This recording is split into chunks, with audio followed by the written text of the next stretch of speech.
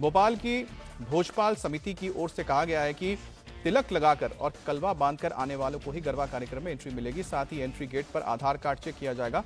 इसके अलावा हिंदू संगठन, बीजेपी नेता और मंत्री गरबा पंडाल में मुसलमानों के जाने को लेकर खुलेआम चेतावनी दे रहे हैं, जिसके चलते नवरात्रि से पहले ही गरबे को लेकर सियासी पारा हाई हो गया है। तो गरबा आयोजन को लेकर मध्य प्रदेश में मुसलमानों की एंट्री पर घमासान मच गया है। इसको लेकर सियासी सरगर्मियां तेज हो गई हैं।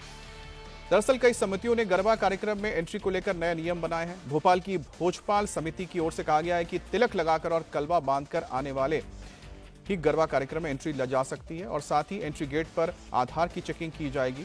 इसके अलावा हिंदू संगठन, बीजेपी नेता और मंत्री गरबा पंडाल और मुसलमानों के जाने को लेकर खुलेआम चेतावनी दे रहे हैं, जिसको लेकर अब सियासत गरमा गई है।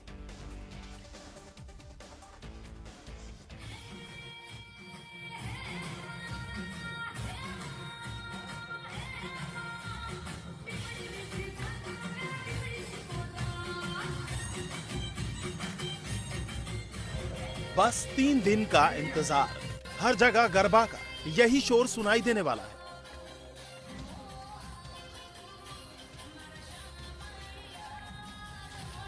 गली मोहल्लों में लोग मस्त गरबे की धुन पर थिरकते नजर आएंगे, क्योंकि 22 सितंबर से शारदीय नवरात्र की शुरुआत हो रही है।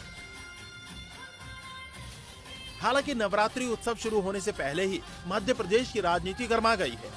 गरबा जैसे सांस्कृतिक आयोजनों को लेकर फिर हिंदू मुस्लिम विवाद की जंग छिड़ गई है और गरबा जिहाद रोकने के लिए मैदान में हिंदू संगठन से लेकर विधायक, सांसद, मंत्री सब उतर आए हैं। गरबा आयोजनों में एक बार फिर मुसलमानों की एंट्री पर रोक लगाने की मांग उठी है। भोपाल की भोजपाल समिति ने गरबा में एंट्री के लिए नए नियम बनाए हैं। तिलक लगाकर और कलावा बांधकर ही गरबा कार्यक्रम में एंट्री मिलेगी।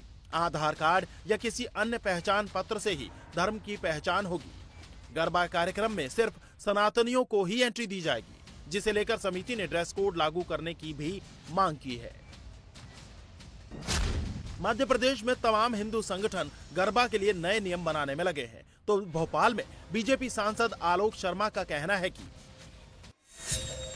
जो जिस समुदाय का है उसे अपने त्योहार मनाने चाहिए। हिंदू जाग गया है, अब लव जिहादी कलवा बांधकर या टीका लगाकर गरबा आयोजन में प्रवेश ना करें, क्योंकि एक शख्स लव जिहाद करता है तो पूरा परिवार भुगतता है।